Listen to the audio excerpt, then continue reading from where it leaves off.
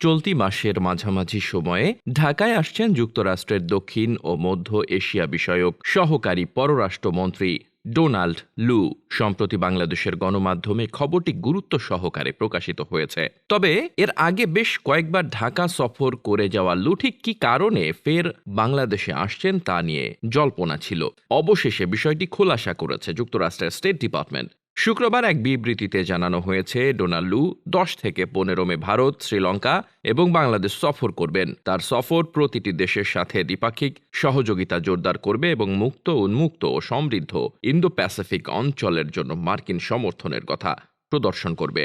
ভারত ও শ্রীলঙ্কার পর দক্ষিণ এশিয়ায় ৬ দিনের লম্বা সফরের শেষ সময়টা তিনি বাংলাদেশে কাটাবেন উল্লেখ করে স্টেট ডিপার্টমেন্টের বিবৃতিতে বলা হয়, অ্যাসিস্ট্যান্ট সেক্রেটারি লু ঢাকা হয়ে তার সফর শেষ করবেন। সেখানে তিনি সরকারি কর্মকর্তা, নাগরিক সমাজের নেতৃবৃন্দ সহ অন্যান্য বাংলাদেশিদের সাথে জলবায়ু সংকট মোকাবেলা এবং অর্থনৈতিক সম্পর্ক গভীরকরণ সহ মার্কিন বাংলাদেশ সহযোগিতা নিয়ে আলোচনা করবেন।